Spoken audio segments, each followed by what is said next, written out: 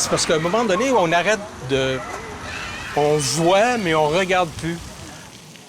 C'est comme Noël, quand on ouvre les boîtes, là, on prend notre temps, on fait attention, les œuvres sont bien emballées. L'exposition Riopelle nous fait prendre la mesure de ce qu'on peut avoir comme potentiel de développement, tant au niveau de la culture qu'au niveau économique, touristique et autres. Jean-Paul ne leur présentait pas des tableaux, il présentait son cœur à lui. Et son cœur est dans les tableaux maintenant.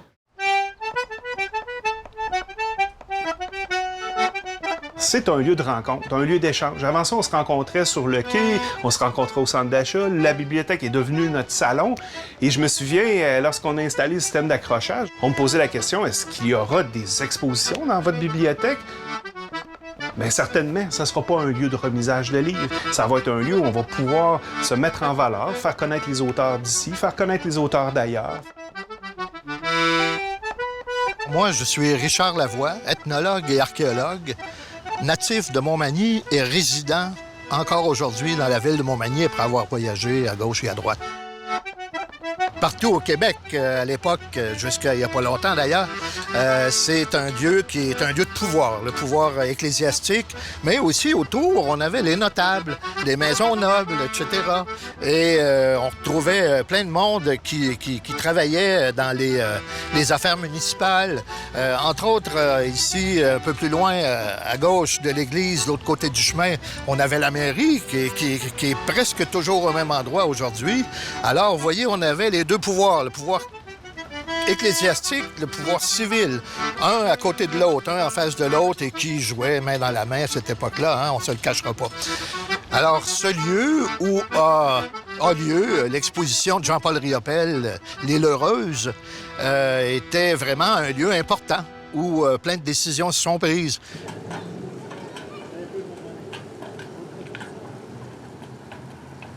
Sonia Godbout, présidente de la Corporation de la Bibliothèque municipale de Montmagny.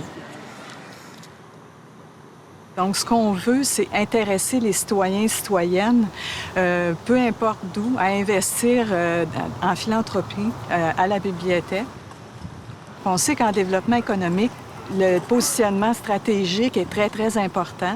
D'ailleurs, les entrepreneurs ont toujours été au rendez-vous, notamment pour l'éducation, pour le sport. Et là, la culture vient se déployer. Mon nom est Catherine Couillard. Je suis directrice générale au Carrefour mondial de l'accordéon et du Musée de l'accordéon ici à Montmagny. Je pense que c'est une super initiative. C'est une très belle initiative aussi que ce soit à la bibliothèque parce que la bibliothèque, comme troisième lieu, c'est un endroit où les gens peuvent se réapproprier l'espace.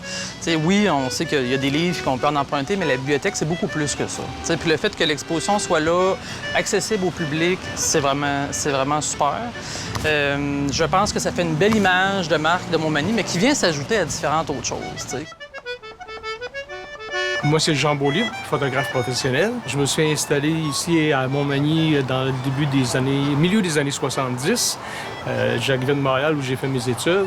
Et puis, en 84, j'ai parti mon propre commerce, là, studio photo, ici derrière sur la rue Saint-Jean-Baptiste. C'est qu'un des premiers mandats que j'ai eu, c'est faire de la photo aérienne au-dessus de la ville. Fait que là, j'ai pris l'avion, on a enlevé la porte, on a fait le circuit de photo aérienne. Une ville magnifique. Écoute, il y a 2 rivières qui traversent la ville de Montmagny. Ça tombe dans le bassin avec les chutes. Il y a les îles en avant. Moi, j'étais émerveillé de ça. Puis, j'entendais les Magny-Montois, à l'époque, se plaindre de Montmagny. Comment ça se fait que tu arrives de Montréal pour t'installer à Montmagny? Tu sais, les gens ne croyaient pas ça. Mais finalement, j'ai commencé à apprivoiser un petit peu la ville comme ça.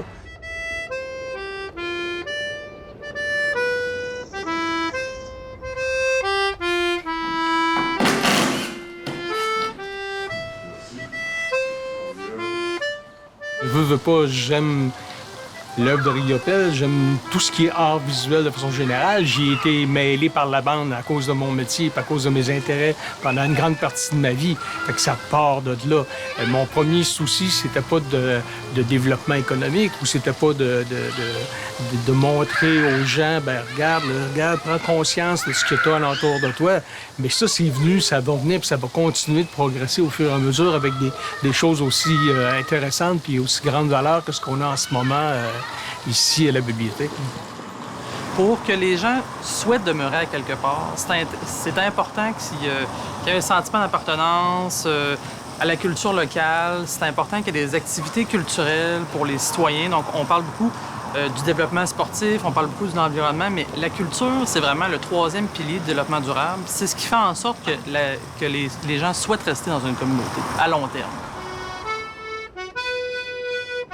Je m'appelle José Luis Torres et je suis un artiste en art visuel originaire de l'Argentine qui habite à Montmagny depuis 19 ans. En tant qu'artiste en art visuel, moi, je suis plutôt consacré à la sculpture. Je travaille pour les musées, pour les galeries d'art, mais aussi pour les municipalités. J'ai choisi habiter ici à Montmagny, tout d'abord pour sa qualité de vie. Il y avait comme une proximité qui m'intéressait, m'attirait. Il y a un grand potentiel dans l'environnement. L'environnement à niveau paysage, lieu, mais aussi l'environnement humain qui peut, on peut dire, accueillir les artistes, mais aussi être une source d'inspiration. Et l'objectif de cette œuvre, de ce projet, de ce prototype, c'est justement amener l'art vers les gens, le prendre dans le vif du quotidien. C'est pour ça que pour moi, l'espace public, c'est une sorte de laboratoire. Bonjour, mon nom est Réal Fontaine, artiste peintre. J'étais dans mon atelier ici à Montmagny. J'ai décidé de faire mon atelier ici. En même temps, j'ai dit, on va ouvrir une galerie. Parce que la bâtisse date quand même, c'est une très belle bâtisse, là. Ça date de 1810 ici. Puis c'est une bâtisse qui a un potentiel. Vu la situation, c'est beau. Fait que j'ai décidé d'inviter d'autres peintres. Tant mieux si ça peut développer, puis on peut essayer d'améliorer la qualité de vie des citoyens d'abord. Leur intérêt, c'est eux autres, là, ils viennent chercher un après-midi de bonheur. Ils viennent partager, puis j'ai appris de quoi, tu sais, puis je pense que c'est ça qui est important, la qualité de vie. Son île heureuse, c'est son île de création. C'est son inspiration. Et même des œuvres qui ont été faites en France, souvent sont inspirées parce que Jean-Paul a commencé... D'abord, c'est un Québécois. C'est un gars qui a un atelier à l'Estérel. Jean-Paul est né sur la rue des Lorimiers à Montréal. Jean-Paul était propriétaire de chasse depuis 69 à l'île aux Oies. Donc, vous pouvez penser que tous les tableaux qui partent de 69 ont déjà cette empreinte-là des îles et du fleuve. Bien, dans le fond, ce qui nous amène comme bénévoles, c'est parce qu'on croit que par et pour le milieu, on peut développer. Donc, n'importe quelle municipalité ou communauté prend sa source dans l'énergie collective. Donc, collectivement, on a aujourd'hui un temps d'arrêt pour souligner le 375e. Et le 375e, c'est une opportunité de dire « Hey, gang, on travaille-tu à propulser Montmagny au-delà de la capitale de loi? » Je m'appelle Éric Maltais. Je suis directeur du journal Loi Blanche, un journal coopératif de Montmagny. Quand on prend une réalisation comme ici, l'exposition Riopelle, c'est qu'à un moment donné, c'est un outil, c'est un moyen de faire transparaître la région à travers le Québec, à travers le Canada, à travers le monde. Montmagny et la région doivent se redéfinir.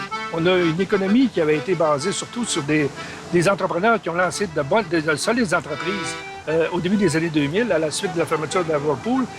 Mais ces leaders-là, à un moment donné, ça fait 10 ans, 20 ans, à un moment donné, ils commencent à s'essouffler. On est maintenant rendu où il faut définir une nouvelle génération de personnes qui vont mettre Montmagny sur la map et qui vont être capables d'apporter une vision des années 2020. Évidemment que tout l'amour du territoire que les gens de Montmagny ont était commune avec cet amour que Jean-Paul avait aussi du fleuve, de l'environnement, à cause de la chasse, parce que Jean-Paul habitait Montmagny, parce que Jean-Paul habitait les îles. Donc, ça va de soi qu'on est toujours très heureux de présenter un langage commun aux gens de Montmagny. Un langage qu'ils peuvent comprendre parce que c'est leur lieu aussi.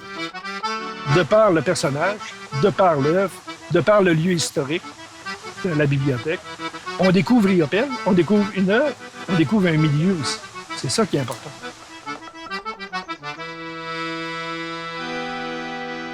Bonjour, je suis Manon Gauthier, directrice générale de la Fondation Jean-Paul Riopelle. On se dirige tranquillement vers le centenaire de Jean-Paul Riopelle en 2023. Et une des choses que la Fondation Jean-Paul Riopelle veut accomplir, c'est ce rapprochement aussi avec les lieux qui ont été importants dans la vie, dans la carrière de Jean-Paul Riopelle. Quand on pense à la région de Montmagny, quand on pense à l'île aux Oies, à l'île aux Grues, c'est un retour à la source. C'est un retour aussi vers cet ancrage avec la communauté. Donc, d'entendre les histoires, les récits, les gens qui l'ont côtoyé, des anecdotes du quotidien. C'est un peu ce qu'on sent quand on arrive ici dans la région. Il faut définitivement être fier de nos couleurs et que l'ensemble des entreprises et des individus de la communauté se les approprient en soient fiers, puis contribuent. Oui, Riopelle, il y a un fromage qui porte son nom, mais il y a des gens qui ne connaissent pas Riopelle, donc notre travail est vraiment de confirmer son identité et en être fier. Et puis, c'est comme ça qu'on va continuer. La continuité de Jean-Paul est là-dedans et dans son œuvre. Son génie, sa bonté, tout ça est encore là-dedans.